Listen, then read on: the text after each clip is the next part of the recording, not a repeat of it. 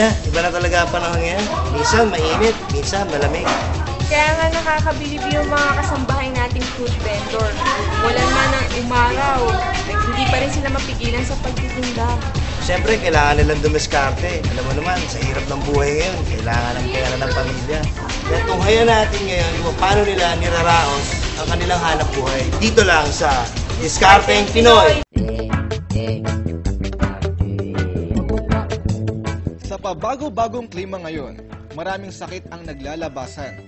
Kaya naman nagiging health conscious tayong mga Pinoy. Dahil dyan, may isang patok na negosyo ang nauuso ngayon.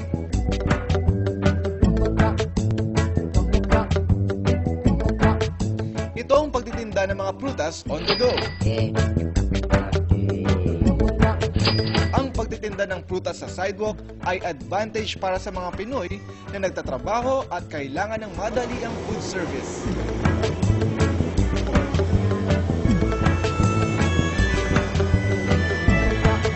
Si Mang Alfredo Mangubat, isang sidewalk fruit vendor.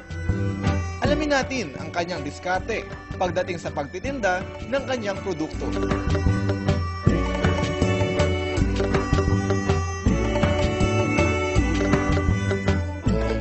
Sa araw-araw, kumikita si Mang Alfredo ng kabuwang 600 pesos.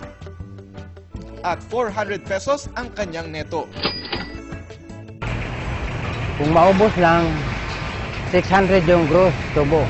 Bawas sa mga gastos, mga yelo, plastic, mga asin, kain pa, mga 400. Sapat kaya ang kanyang kinikita sa araw-araw upang tugunan ng pangangailangan ng kanyang pamilya? Okay naman. Sa pambiling bigas, ulam, baon ng mga bata, pang araw-araw lang. May matira nga konti.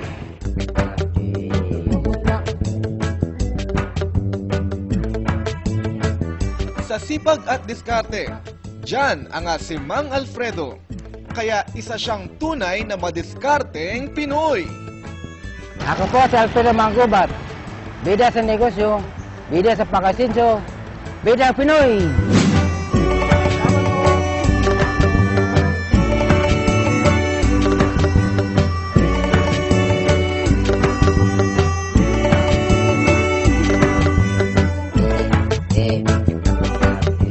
Pagdating talaga sa diskarte, dyan magaling ang Pinoy.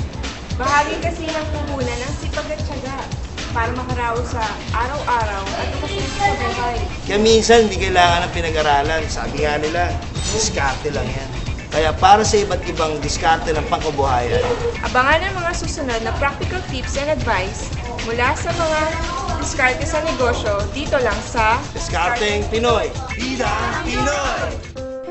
Si Vanji Barte, dalaga at tumatayong breadwinner ng pamilya dahil sa di inaasahang pagkakasakit ng kanyang ama.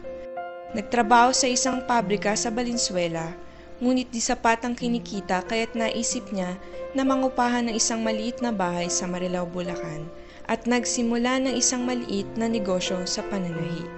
Magandang hapon mga kasangbahay! Kasama po natin ngayon si Miss Evangeline Barte na gustong mag-umpisa ng isang negosyo. Kamusta po kayo, Miss Vanji? Sa ngayon po, medyo okay na po. Saan naman po kayo namamasukan? Dito po kami kumukuha ng tahi na tinatahi namin. Bali sa bahay po kami nananahi. Dito po sa LCG kami kumukuha ng tahi. Saan po ba kayo naninirahan? Ngayon po sa Marilao, Bulacan. Sa pamilya niyo po, kamusta naman po ang pamilya niyo? Tatay ko po, 62 years old. Hindi na po siya nakakapagtrabaho. Medyo nagkasakit po. Yung stepmother na lang po, hindi na rin po nakakapaghanap buhay dahil po nag-aalaga pa para makarecover yung tatay ko. Kamusta naman po ang pamumuhay niyo sa ngayon? Ngayon po, medyo mahirap kasi nanggaling po sa pagsubok, bali bumabangon. Bakit po? Ano po ba yung naging problema niyo sa inyo? Sa tatay ko po, nung na-hospital po siya. Ano ho ba ang naging sakit ng inyo? Nagkaroon po siya ng tubig sa bag. Opo. Ano po nangyari po yun na talagang walang-wala. Nasabi ko po sa Panginoon na bakit kailangan mangyari to na kailangan walang-wala ako. Pero pinaisip din po ng Panginoon sa akin na pinatitibay niya lang ako. Opo.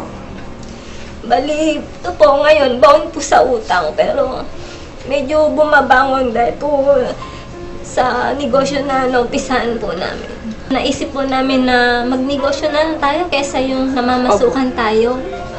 Eh, yun po, nung pong may nakuha po kaming konting pera dun sa dating pinasukan namin sa Valenzuela, yun po, naibili po namin ng paisa-isa.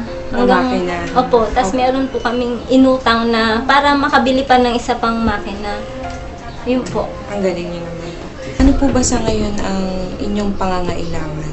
Ang gusto po namin ngayon sana po, mas lumaki pa ng kahit konti pa na madagdagan yung makina namin para mas Tuloy-tuloy po Opo, yung... may dagdag income ulit. Opo. Mas nakakasuporta. Hindi po medyo nagigipit kasi po medyo kulang pa. Opo. Kanina ay na-inspire tayo sa kwento ni Inang Cora at naantig din tayo sa storya ni Vanjie. Abangan kung ano ang pangkabuhayan showcase na matatanggap ni Vanjie mula sa ating bidang Pinoy.